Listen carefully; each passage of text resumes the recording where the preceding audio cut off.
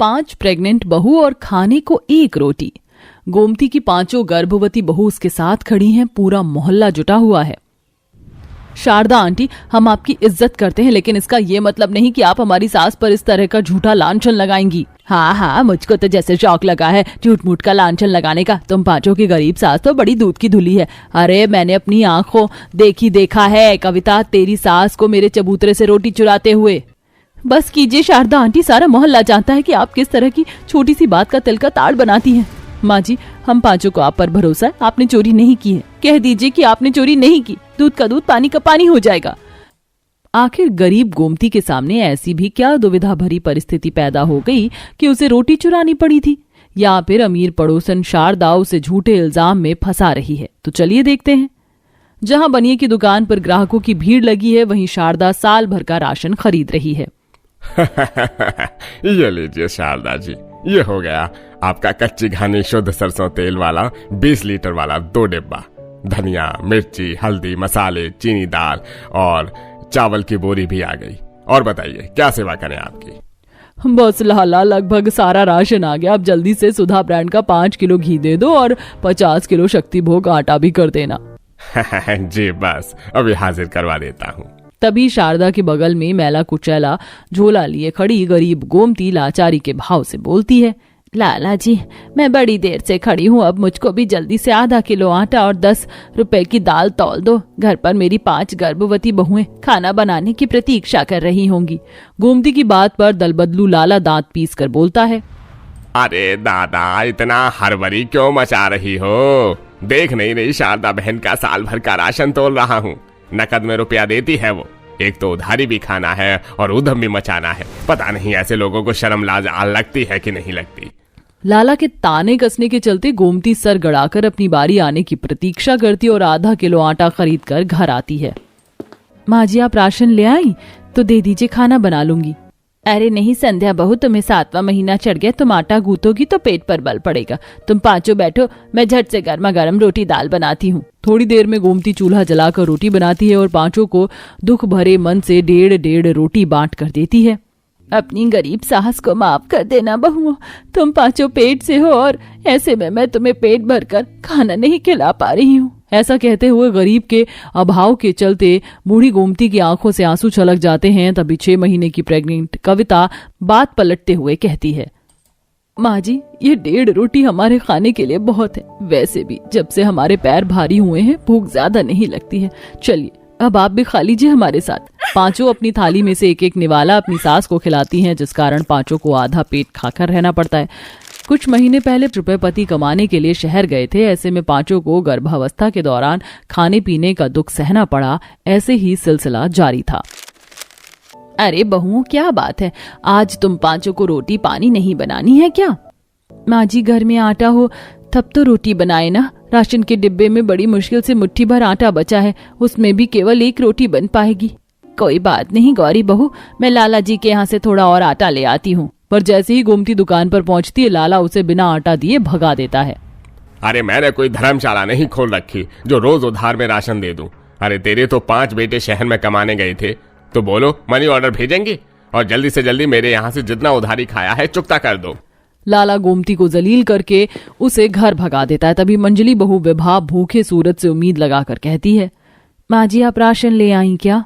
नहीं विभा बहू, लाला ने अब उधारी देने से मना कर दिया। मुझे समझ नहीं आ रहा तुमको और कथा बहू को फिर भी 3रा-4था महीना चल रहा है, लेकिन 3 लोगों को 8वां-9वां महीना चढ़ गया। अगर ऐसे में उनको 2 वक्त की रोटी भी नहीं मिलेगी तो कौन सी ताकत से बच्चा पैदा करेंगी?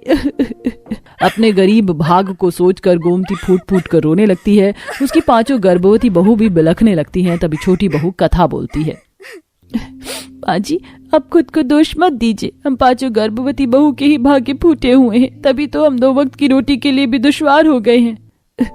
चिंता मत कर बहू, मेरी बहुओं में तुम 5 को भूखा नहीं सुलाऊंगी। रसोई के मुट्ठी भर आटा पड़ा है, मैं उसकी 1 रोटी बना देती हूँ। आज के लिए उसमें गुजारा कर लेना। गोमती उस थोड़े से आटे को गूंथने लगती है। तभी आटा गीला हो जाता है।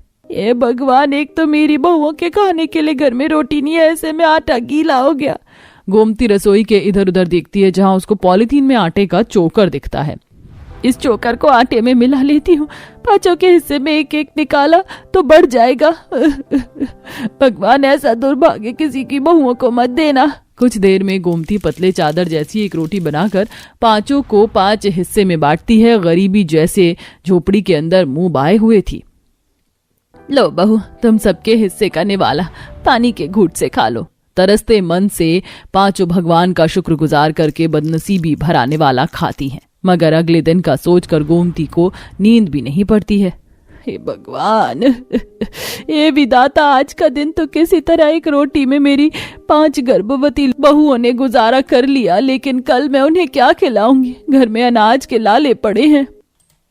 सुबह होते गोमती अपने बेटों को फोन लगाती है, मगर फोन नहीं मिलता। इसके बाद वह कोठी में काम मांगने भी जाती है। बेटी, कोई काम मिलेगा क्या? झाड़ू पोछा बर्तन रोटी बनाना मैं सब कर लूंगी, बड़ी मजबूर हूँ। कोठी की मालकिन गोमती को सर से पैर तक घूरती हुई दुत्कार कर भगा देती है। अरे अम्मा, पहले अपनी उम्र तो देखो, तुम क्या काम करोगी? जाओ यहाँ से। नसीब की मारी सास इधर उधर भटकती हुई जैसे ही दरवाजे तक पहुंचती है तो बहुएं भूख से मचल रही थीं। मुझे और भूख बर्दाश्त नहीं हो रही है, पेट भी अकड़ गया है। गौरी, तुम्हारी तरह हम सभी भूख से बेहाल हैं, मगर भूखी रहने के सिवा हमारे पास कोई चारा नहीं। कल तो किसी तरह एक रोटी में हम पांचों ने गुजारा कर लिया, लेकिन आज वो भी नहीं है। दरवाजे से गोमती अपनी पांचों बहुओं की बातें सुन लेती है और उसका दिल दुख से भर जाता है। तभी वो देखती है कि अमीर पड़ोसन शारदा गर्मा गर्म घी में चुपड़ी रोटी गाय के लिए चबूतरे पर रख जाती है। इस घी लगी रोटी से कितनी सौंधी सौंधी खुशबू आ रही है। लगता है शारदा बहन ने ये रोटी गौ माता के लिए रखी है। गौ माता, मुझे क्षमा करना, लेकिन इस वक्त मैं मजबूर हूँ। घर में मेरी गर्भवती बहुएं भूखी हैं, उन्हें रोटी देना जरूरी है। गोमती इधर उधर देखकर दबे पांव शारदा के घर के यहाँ से रोटी चुरा कर जाने लगती है।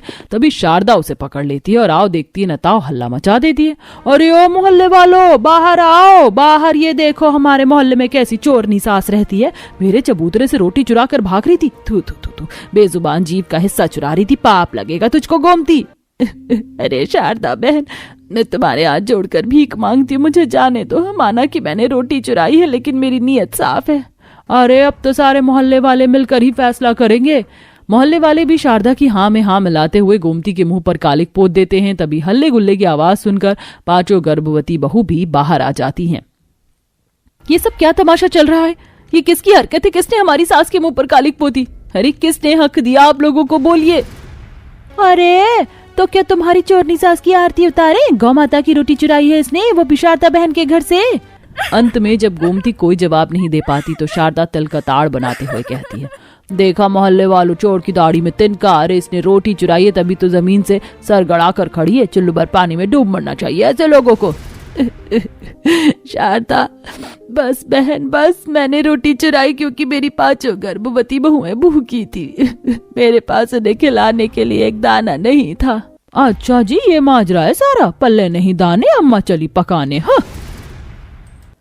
जहां सच्चाई जानने के बाद भी शारदा बड़बड़ा रही थी, वहीं सब जानकर मोहल्ले वालों का दिल पिघल जाता है। गोमती बहन, हमें माफ कर दो, हमें मालूम नहीं था कि तुम अपनी पांचों गर्भवती बहू का पेट भरवाने के लिए ये कर रही थी, मगर तुम्हें एक बार तो हमें बताना चाहिए था। दुख में पड़ोसी के काम नहीं आएगा तो कौन काम आएगा? आखिर में पूरा मोहल्ला अपने घर से गोमती के यहाँ राशन लेकर देता है, जिससे उस दिन गोमती अपनी पांचों गर्भवती बहू को पेट भर कर खिलाती है।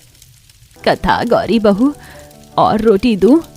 नहीं माँ जी, मैंने तो 6 रोटी खा ली, अब एक निवाले के लिए भी जगह नहीं बची है। बहुओं, पेट भर कर खाना, क्योंकि आज तुम पांचों को एक रोटी में गुजारा नहीं करना पड़ेगा, इसीलिए लजाना मत, मुंह खोलकर रोटी मांग लेना। गोमती मुस्कुराकर गर्मा गर्म रोटी बनाती जाती है और उस रोज पांचों गर्भवती बहू पेट भर कर खाती हैं। थोड़े ही दिनों बाद पांचों के पति शहर से पैसा भिजवा देते हैं, जिससे गरीब सास भी अपने घर में साल भर का राशन भरवा लेती है, जिससे अब पांचों के खाने पीने की दुख खत्म हो चुके थे। दिन रात अपना रोना रोती रहती है। आज खाना नहीं बना, 2 दिन से घर में सब भूखे हैं। आज बुड्ढा बीमार है तो कल बेटे की नौकरी छूट गई। मेरी बात तो सुन ले, अगर तुझे कुछ नहीं देना तो इस तरह हम बेइज्जती तो ना कर। कुंती के पड़ोसन के घर से निकलने के बाद पड़ोसन की आवाज सुनकर कुंती के घर से सभी बाहर आ जाते हैं और वो ये नजारा देखकर दंग रह जाते हैं। अगर आइंदा दोबारा मेरे दरवाजे पर कुछ मांगने आई तो इससे भी बुरा होगा कुंती, बता देती हूँ। माँ जी ने पड़ोस वाली काकी से आटा चावल मांगा और उन्होंने माँ जी के साथ ऐसा किया, ये सब मैं क्या देख रही हूँ?